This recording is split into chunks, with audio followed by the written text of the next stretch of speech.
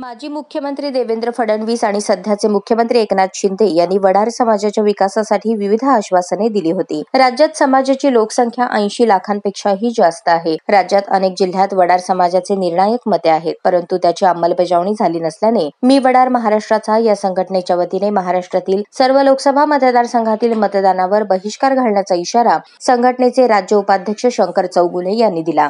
17 डिसेंबर 2018 रोजी सोलापूरमध्ये राज्यस्तरीय महामेळावा झाला होता। त्या मेळाव्याला तत्कालीन मुख्यमंत्री आदरणीय फडणवीस साहेब व सध्याचे मुख्यमंत्री एकनाथ शिंदे साहेब होते। त्यावेळेला या राज्यस्तरीय मेळाव्याला मुख्यमंत्र्यांनी घोषणांचा पाऊस पाडला, पण त्यानंतर एकही घोषणेची पूर्तता झालेली नाही। मी वडार महाराष्ट्राच्या संघटनेकडून व वडार समाजाच्या वतीने येणाऱ्या लोकसभा इलेक्शनवर आमच्या पूर्ण समाजाचा बहिष्काराचा इशारा आम्ही या परिषदेत देतो।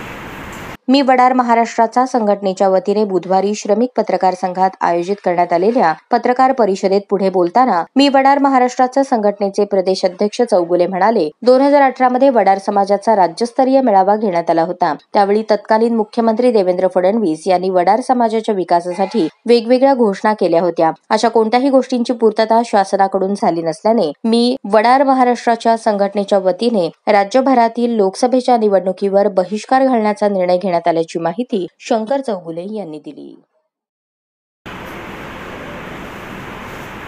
खूप आश्वासने दिलेले आम्हाला। त्यानंतर वडार आर्थिक विकास महामंडळ स्थापना केली, 100 कोटी रुपये देतो म्हणून डिक्लेअर केले, त्याचे नाही आहे। त्यानंतर मागच्या 23 मार्च 23 मध्ये परत पैलवान मारुती वडार आर्थिक विकास महामंडळ स्थापन केले, त्याला 50 कोटी रुपये डिक्लेअर केले। मार्च 2024 पर्यंत अजून त्याची समिती गठीत केलेली आहे आणि ते लोकांपर्यंत पोहोचलेले आहे। ज्या नावाने समिती गठीत केलेली आहे पैलवान मारुती वडार विकास महामंडळ, हे कराडचे आहे।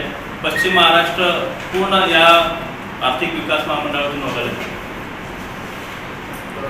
त्याचबरोबर 1961चा पुरावा जाती दाखल्यासाठी आज जग भारत हा डिजिटल इंडियाकडे वाटचाल करत असताना 1961चा पुरावा आम्हाला मागतात। वास्तविक पाहता आमचे पूर्वज, आमचे वाडवडील, आमच्या शिक्षणाचा अभाव कमी होता, काम मिळेल त्याचं भटकंती करणारा आमचा समाज, त्यामुळं 61चा पुरावा देणं हे आम्हाला अडचणीचं होतं। शिक्षण नाही आहे, एका ठिकाणी स्थिर नाही आहे, घर नाही आहे, त्यामुळे हे वारंवार आतापर्यंत झालेल्या 75 वर्षाच्या आपल्या स्वतंत्र देशाला झाले, पण या गोष्टीवर अद्यापर्यंत निर्णय झालेले नाही। त्यामुळे आमचं शिक्षणाचं प्रमाण कमी आहे।